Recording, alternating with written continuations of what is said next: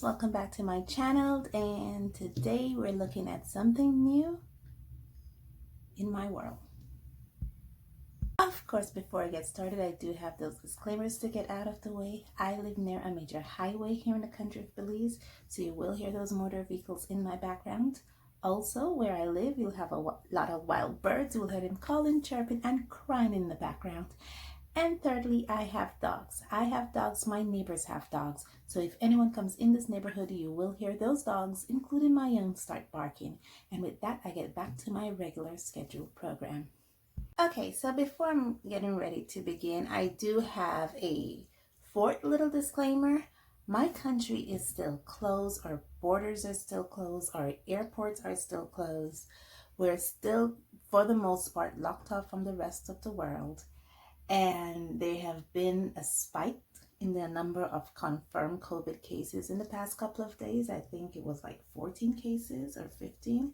Don't quote me on the number. I think it's between 14 or 15 new cases that happened within the past couple of days.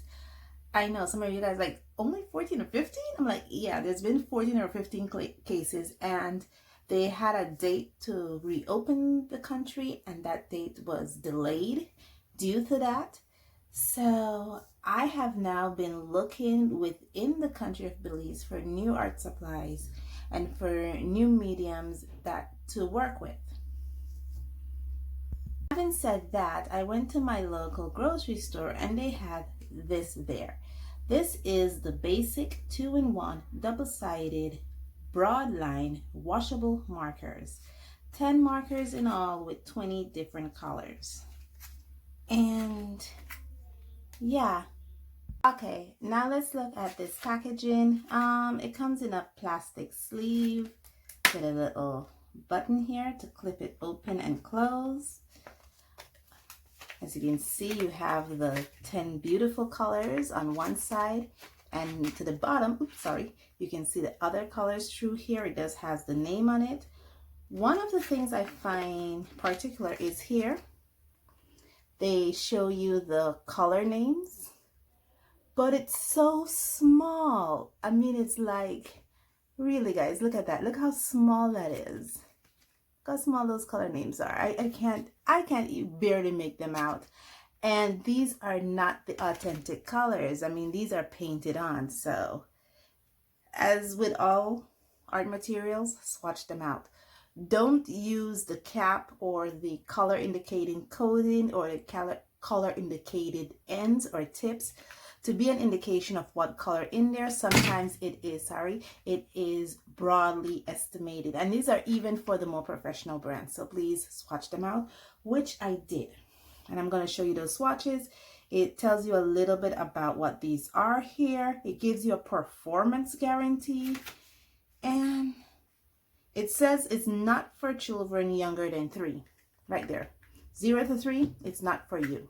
So this is actually designed for 4-year-olds and up. Now here is where you see my color swatches. I try to keep it within the same marker pen so that I know that where I see this purple, there's this blue. And I was trying, as you can see here, orange and leaf, I was trying to put some kind of color name onto them. I don't know why he doesn't want to focus on it, but I was trying to put some kind of color name on them. The only problem with that was because it doesn't indicate it like how it is on the marker here. I am not sure the difference between lemon and mustard or leaf. I mean, I am thinking that the one that is opposite the purple is actually turquoise, but I'm not sure if they're using that also as their light blue. I mean, it kind of looks, it may not be light blue. I don't know. So I just scrapped that entire idea and I just use the color as is without any color names because I don't understand what is going on. Okay, so I took the markers out of the plastic leaf, and this is how they look. Again, these are just basic kids grade things. You know, it has the basic washable marker on it here, on the label here. Basic washable markers, conform to ASTM D 4236. I wonder, I mean, last time I heard ASTM has to do with light fast information on the Karen Dosh, which is like ASTM 69 or something like that. So I want to know if these are light fast. They're supposed to be washable markers. I don't know. Now that just threw me for a loop because I didn't realize that was on there. But anyway, the packaging just feels rather simple. It does have, amazingly, it does have these little notches here to kind of prevent it from rolling, but they're so small. They're so tiny. It's barely noticeable that even when it's supposed to come to a stop, unless it's just rolling, it does come to a stop. But it's like, it has to, like, you know, completely slow just to do it. So, but anyway, it is, I believe these are plasticky. I don't think these are painted on, but at the same time, I don't want to destroy it just to figure out whether this part here is actually painted on or not. It just feels really plasticky. But we've seen the swatches, we've seen the barrels, round barrels. Let's look at these markers more. As I was saying, it comes in a round barrel. It has the little notch here, as you can see right there. And these are the nibs. It does say a broad tip nib, so these are broad on both ends. As you can see there, nice and broad. And we see how these write, like just, yeah, just somewhat produce a fine point. Because these are water soluble markers, I will not do much layering with these because I know they're going to eat my paper. So I'm not going to do much layering with them. I'm just going to be doing single strokes. And let's get into it.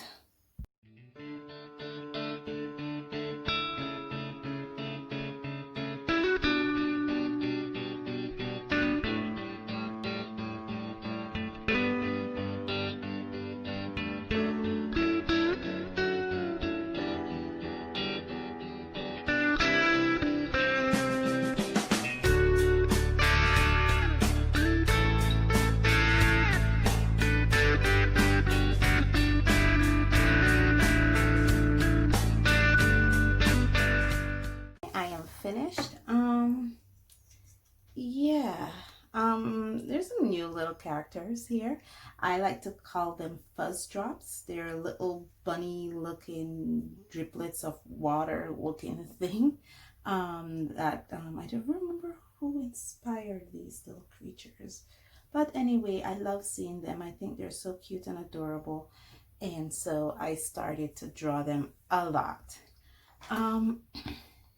And they're in their little forestry area, just hanging out, you know, having a conversation with each other, you know, just meeting up, talking about how everything, and they're not social distancing, if you notice. So this snapshot was taken before 2020, probably November of 2019.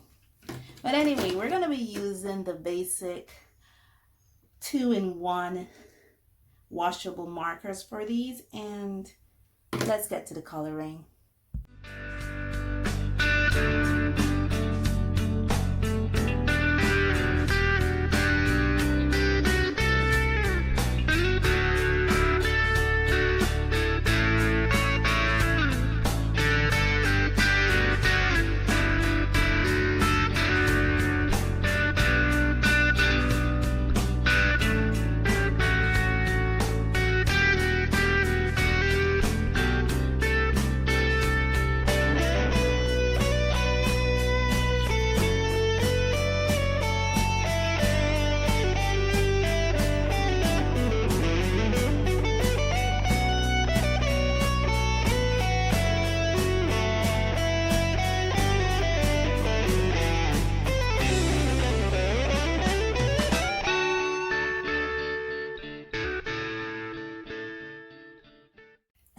Thanks guys, I am finished with drawing and coloring this illustration here.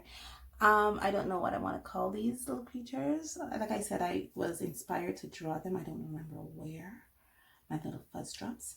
But in any case, we're talking about these basic washable markers, And because they're watercolor, I know they're gonna play a havoc on my surface. And they did. There's some peeling of the surface, especially where I went over with the marker multiple times. I am hoping that I showed you some of the techniques I used in layering these colors. One of the things I would say when working with these, I've learned that you should wait until they dry. That is one of the main thing I was doing, and that's the reason why this session took so long, because I was actually waiting till these dry. It was like, wow. And before putting on a different color on top, you had to wait till the bottom layer was completely dry. And those were some of the drawbacks to working with these markers. But all in all, it was fun. One of the things I love was also technique that I use, and I'll demonstrate it here on this piece of scrap Bristol board. Let's just use this. Let's say, for instance, I first go in horizontally. Then I'll wait until this is dry, and then I'll go in vertically.